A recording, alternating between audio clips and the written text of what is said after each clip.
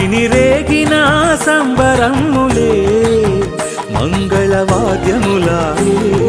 నారాయణుడు మా లక్ష్మిని పెండ్లాడే మదిని రేగిన సంబరములే మంగళవాద్యములాయే.